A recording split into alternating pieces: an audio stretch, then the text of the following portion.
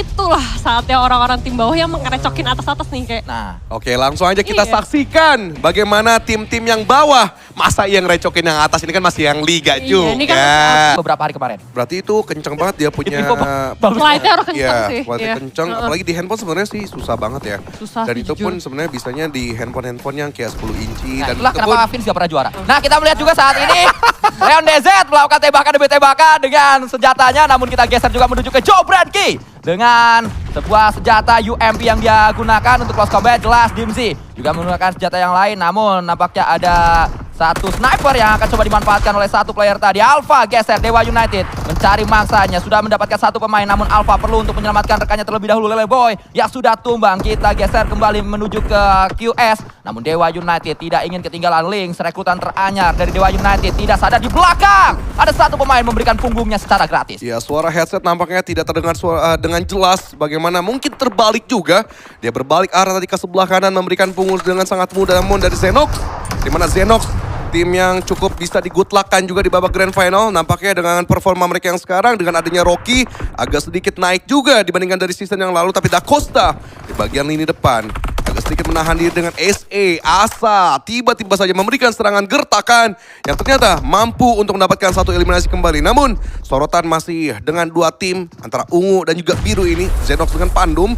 Namun Dimzy masih menahan aja, menunggu suara step adanya blunder-blunder dari sisi lini depan. Tapi Joe Branky sudah diketahui posisinya dan tahu jelas bagaimana lemparan Molotov harus kemana arahnya. Dan Leon DZ tiba-tiba saja mendapatkan Rocky, membuat momentum untuk Pandum bisa melakukan attacking tapi gagal. Da Costa ngebegal di depan, tapi Leon DZ bagaimana kerasnya dia untuk melakukan refrag, kembali lagi ke belakang dan Tayo bakal ditugaskan menahan dia. Dan mengabsen nampaknya para pemain-pemain dari Zenox karena sudah ada 5 eliminasi mereka kumpulkan. Namun Leon DZ adalah satu pemain yang punya pengalaman bermain di PMP LCA, maksud saya PMS LCA. Sudah pasti dia tahu cara-cara untuk menghadapi 1v1 situation seperti ini. Leon DZ harus mengambil nafas terlebih dahulu, menggunakan healingnya terlebih dahulu. Berani nampaknya dia sudah terlambat karena revive sudah dilakukan dan sukses revive-nya. Namun berani sekali Leon DZ untuk mencari satu pemain tersebut dan sudah barang pasti mudah saja bagi Tayo.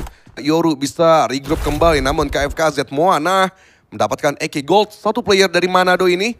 Sesama rekan sedaerah, mereka saling gondok-gondokan, tapi Rocky terlalu polos. Tidak sadar, ada spy yang sedang mengintip, namun KFKZ tidak mengirimkan satu player untuk melakukan recall dan secara utuh mereka tim yang pertama pulang di stage 1 bahkan. Ini adalah satu hal yang begitu minor dirasakan oleh KFKZ, bahkan JE juga mengalami hal yang sama, sudah Iya. kurang seluruhnya pemain-pemain mereka. Sebuah strategi yang nampaknya tidak berjalan dengan mulus, namun lemparan utility sudah terjadi di sana. Asa hampir saja bisa mendapatkan kembali satu pemain, namun Revive menjadi satu prioritas utama dari pemain Shadow yang satu ini. Tayo bergeser kembali, berputar kembali, menunggu adanya pemain-pemain Zenox yang lain karena baru saja di-recall sehingga belum berhasil regroup menuju ke Tayo. Dan yang perlu di Tayo lakukan adalah buying time selama mungkin sampai rekan-rekannya datang. Betul sekali, tapi tadi Tayo hati-hati. Bagaimana SE ternyata sadar betul bahwa hanya sendiri saja player Zenox ini dan Tayo bakal dikejar, Tayo bakal dicari dari atas genteng, dilacak dia dari sisi yang berbeda. Akankah guntingan dari Red Face dan juga Asa mampu menumbangkan Tayo atau Tayo bisa melakukan clash tapi tidak ada upaya healing yang dimainkan dari Tayo. Benar-benar tipis, pastinya sangat mudah untuk Exa Red Face dengan Auge Kuramaya.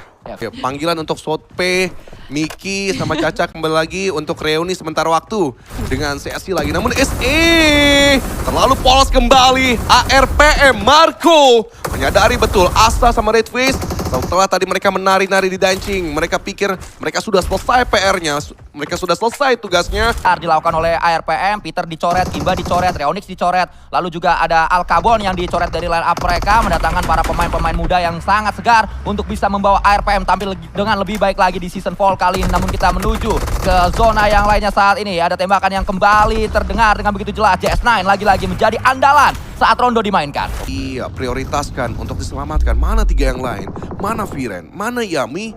Belum ada mereka terlihat dekat. Tapi Gozi melakukan trapping kejutan karena dari Krypton, membuat dari Snape langsung mengokang 1, 2, 3 granatnya. Tarik mundur dulu ke belakang, agak jaga space. Menurut Gozi mungkin ingin dia lawan dari area lantai 2. Gila, game sense yang bagus banget dari Snape.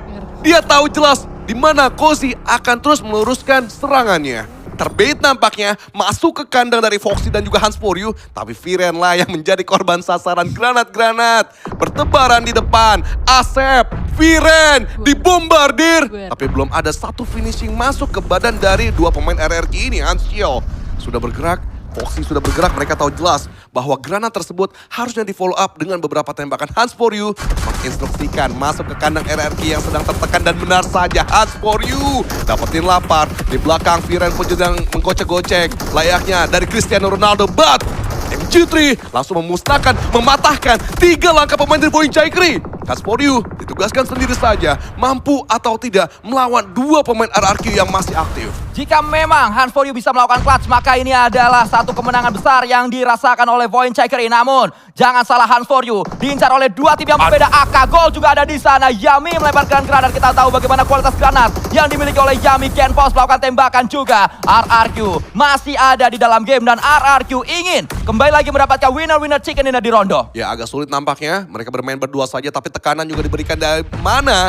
Yami, kita tahu ini adalah Granadar terbaik untuk season ini, untuk 2 tahun ini.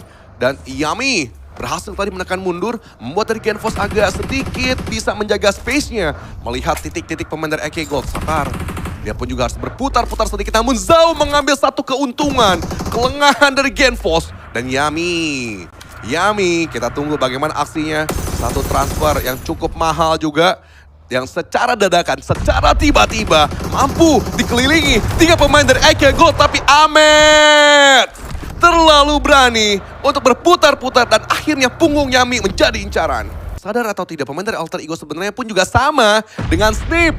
Ditugaskan makin ke dalam, membaca situasi bagaimana ada nggak space-space yang lebih nyaman untuk mereka tempati. Dan benar saja, bukan Pandum yang mereka incar, tapi SE yang mungkin spotnya lebih nyaman untuk mereka lawan Snip. Terlihat masih belum ada satu helatan turun dari vehicle. Benar dari SE. Dua tim yang berbeda yang nampaknya harus mereka lawan. ARPM yang bakal dikomitkan bagaimana beberapa granat tadi sudah dilemparkan ke arah dari Marco Rizwan. Tapi connect Asa ke arah Marco membuat ARPM ada sedikit ketahan langkahnya, dan follow up juga ternyata dimainkan dari SLI Boboho.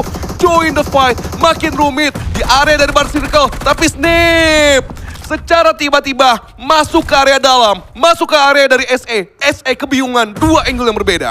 Masih ada upaya lanjutan yang coba dilakukan, coba ditebar oleh para pemain-pemain Shadow saat ini. Rasek Shuriken akan segera dilemparkan menuju pertahanan dari Alter Ego dan belum ada hasilnya. Tembakan juga terjadi, justru Shadow jebol pertahanan mereka. Satu persatu pemain-pemain Shadow mulai terjun, mulai jatuh, dan kita saksikan bagaimana Krypton berani sekali datang. Namun Krypton jatuh juga, Rosemary pun jatuh. Masih ada Zuxi di belakang tapi low sekali HP-nya. SE satu lagi masih gagal. Zuxi gila quick clutch. Reload dulu Bagas ataupun dulu change weapon.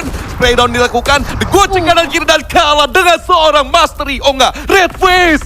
Exa, rekan timnya. Satu juga dari PON Jakarta. Tapi Pandum tahu kapan jelas mereka harus masuk ke dalam. Joe Brengki masuk juga dari ARPM. Dilemparkan dari sebelah kanan. Tapi 14 eliminasi yang sudah dikoleksi dari Shadow harus selesai di hashtag 7. Dan kembali lagi ARPM komitmen mereka untuk melakukan attacking. Karena dari Leon Destiny dicari oleh Notren. Tapi Frenzy cabut.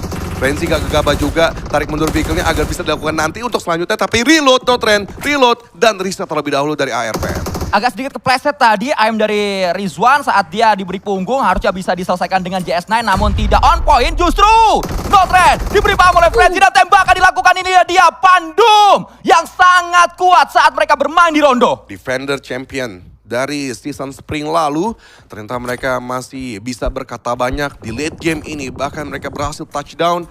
Namun walaupun harus gagal memegang DMZ. Aduh, oke. Ini pun juga masih belum berhenti. SLI bisa ngebaca fit di mana peperangan itu terjadi. Namun move-nya lama.